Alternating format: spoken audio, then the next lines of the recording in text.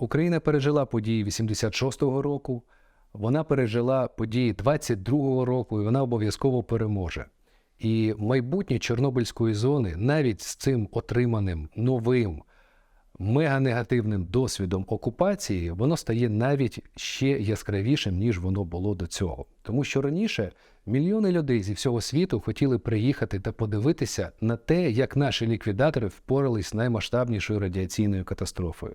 А зараз вони ще будуть приїжджати, щоб подивитися на те, як Україна впоралась з найбільшою війною у 22-му році.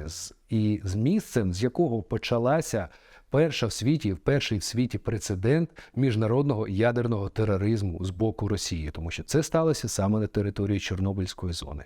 І ті окопи в Родому лісі, які справді там є, вони мають бути меморіалізовані для того, щоб багато десятиліть і українці, наше нове покоління, і іноземці, вони приїжджали подивитися, впевнитися і побачити, як це було.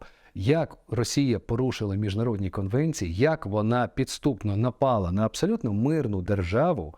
І це має показуватись не тільки там на якихось картинках, в хроніках, в розповідях будь-кого, а це те, про що я казав з самого початку. Люди мають побачити це на свої очі. Вони мають побачити ту техніку розбиту, яка там стояла подекуди, її треба поставити назад. Треба меморіалізувати ці окопи, залишити частину розбитих будівель, якщо це можливо, якщо це не заважає подальшому розвитку, для того, щоб зафіксувати ці події в історії. Бо коли приїжджаєш зараз в будь-яке місто Київської області, там вже дуже важко здогадатися, що була окупація.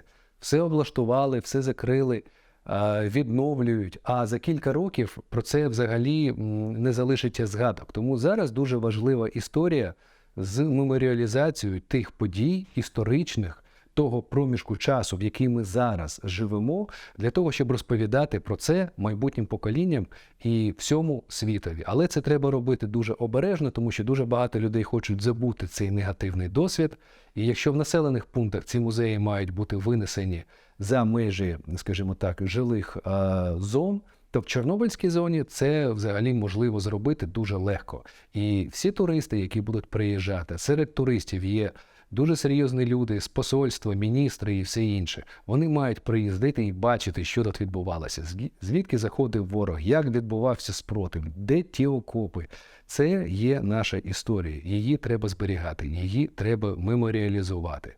І я дуже сподіваюся, що керівництво нашої країни, державних підприємств, яким підпорядковані ці території, які є менеджерами цих територій, розуміють це, почують це, відкриють Чорнобильську зону і меморіалізують її, тому що це важливо на рівні нашої національної історії. Так само, як важлива історія 86-го року і весь шлях подолання наймасштабнішої радіаційної катастрофи.